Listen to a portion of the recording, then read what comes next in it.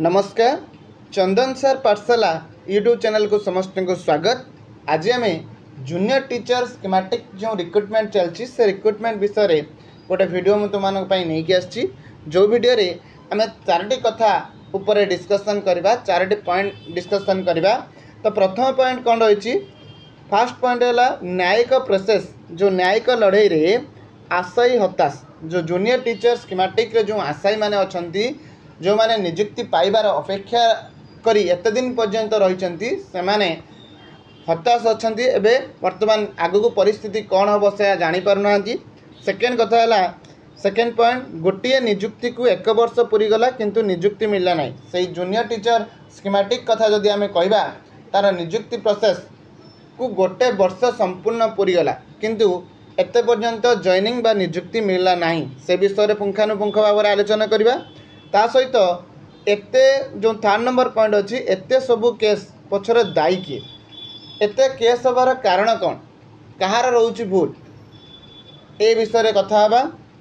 Third आसला तापर fourth आसला कौन रही जेटीएस रो अपडेट ताले लास्ट रे आमे कथा हबा जेटीएस रो अपडेट एबे कौन रही से विषय में कथा हबा। तेणु वीडियोटी को शेष पर्यंत देखंतु। जदि मो वीडियोटी आपण माननकु भल लागुची ताने मो वीडियो को लाइक करंतु शेयर करंतु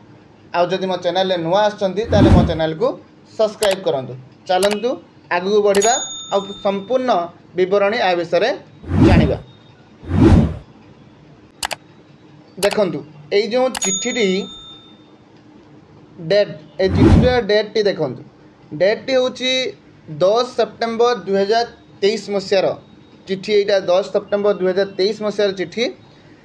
Odisha school education programme authority माने ओसेपा तरफ ए चिट्ठी करा जाइतला 10 सेप्टेम्बर 2023 मसीहार। आज होची 11 सेप्टेम्बर 2024 मसीहा ताले पूरा गोटे वर्ष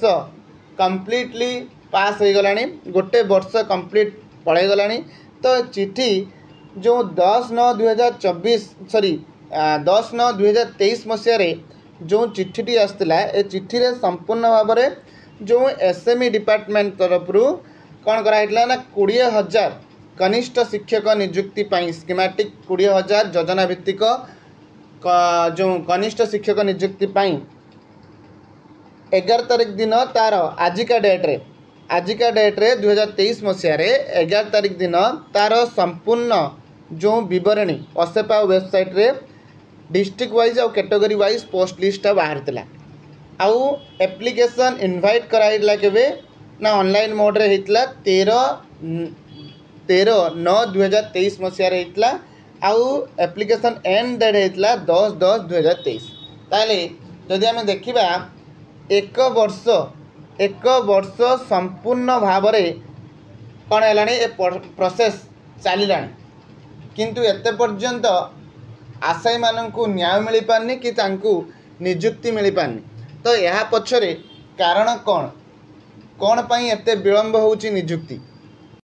जदि आमे देखिबा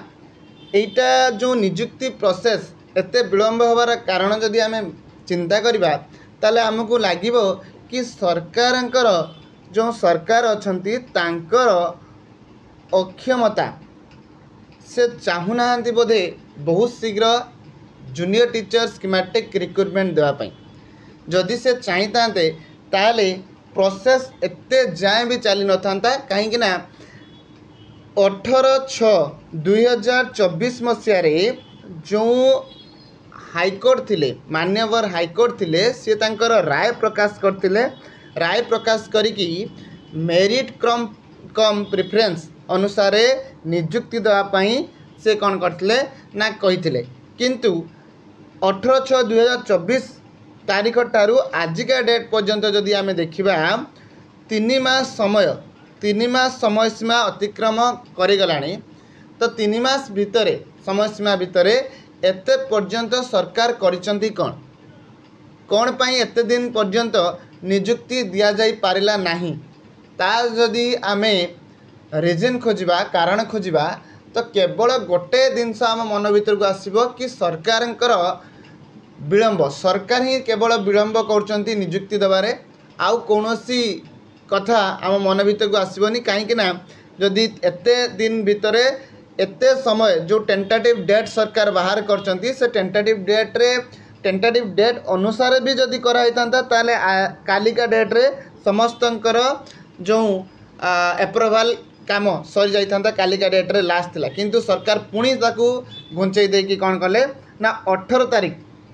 तारीख पर्यंत से समय सीमा को आहुरी घुंचई देले ताले एठू सरकारंकर मनोवृत्ति कौन ता स्पष्ट भाव में बारी होउची एटा थिला गोटे वर्षर प्रोसेस। तो सेकेंड कथा आम जो देखा सेकेंड जिनस कौन अच्छी ना जो केस बाबद रे देख केस बाबद रे आम कथा बा ये जो एते सब केस कौन पाई आशायी माने बहुत सारा आशायी जो अच्छी तांकर धैर्यर धजिया उड़ीगलानी जदि से कहवा एते वर्ष गोटे वर्ष समस्ते वेट करचंती पुणी जदि आम कहवा जो ओआरवी एक्ट को लेकिन जो 3टी केस फाइल होती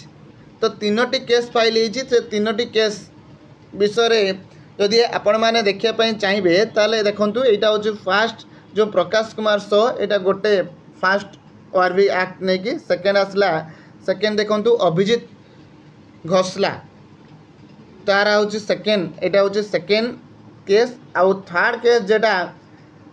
एटा चली जोटा आमर सेकेंड बेंच रे थरे हियरिंग जाइची जोटा भवानी शंकर नंद केसटा थरे हियरिंग जाइची आउ सेकेंड तार जो हियरिंग अच्छी जेटा कि आमे कहूचे 19 सेप्टेम्बर रे तार सेकेंड हियरिंग अच्छी सेटा भी मुझे आपण मानक देखी दूची तार डेटा देखंतु एटा देखंतु एटी देखंतु अच्छी 19 सेप्टेम्बर 2024 सेकेंड हियरिंग तार अच्छी से जो भवानी शंकर नंद तारी केस रो सेकेंड हियरिंग अच्छी। तो एते सब केस जो स्टेट हो बा स्टेट वर्सेस डिस्ट्रिक्ट हो बा ओआरवी एक्ट विषय हो तर ताले आमे थरे थरे चिंता करंतु पूरा एटा देखंतु कि एते सब केस गोटे जदि प्रोसेस गोटे रिक्रुटमेंट प्रोसेस जदि एते समय एते भूल भटका जो केस होउची तो ये सब हबार कारण कौन ये तो सरकार किसी भूल करुचंती क्लारिफिकेशन दौना से ये सब हो पार्छ बा ये सब केस होउची जदि सरकार ठीक से नोटिफिकेशन बाहर करते बा क्लारिफिकेशन पिला माननकु दियंते ताहाले हुए तो आज पर्यंत ये जो प्रोसेसटा एते डिले हो न जदि ए बाबद रे ए कथा छाड़ी की आउरी गोटे कथा अच्छी तो मैंने देखिपर जोटा कि आमर ये जो फाइनल अप्रूवाल तो तुम देखी 7 डेज भितर यहाँ आसला जो यहाँ हूँ जिला परिषद कार्यालय संबलपुर जोटा कि 18/9/2024 मसीह कौन अच्छी 18/9/2024 11 घटिकार संबलपुर में कौन करा जूनियर टीचर स्कीमेटिक जो रिक्रुटमेंट अच्छी से रिक्रुटमेंट कनिष्ठ शिक्षक जो नियुक्ति चयन तालिका अनुमोदन पाई संबलपुर जिले में 18 तारीख दिन तांकर मीटिंग एप्रूवाल मीटिंग रोच ये आ गोटे कथा देखा जाऊ जो स्पेशल बीएड कथा कहबा तो स्पेशल बीएड रो पिला माने को कौन करा ना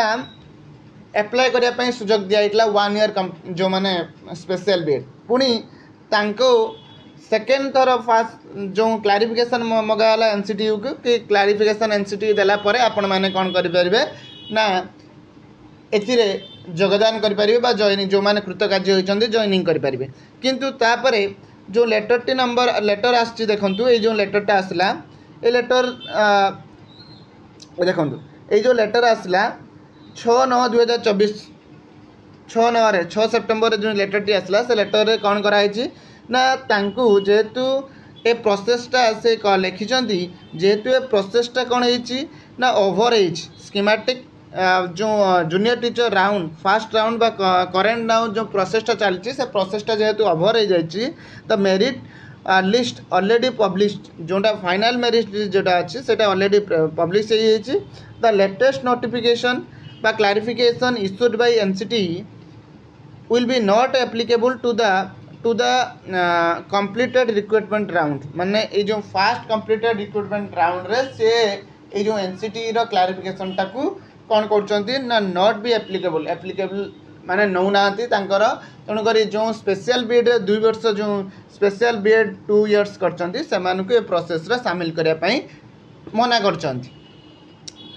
तो ये पुणी गोटे आसीगला गोटे द्वंद्व आसीगला जो मैंने स्पेशल बीड करके सिलेक्टेड होते से माने पुणी हाईकोर्टर आश्रय नेबे कोर्टर आश्रय नेबे। तो ये प्रोसेस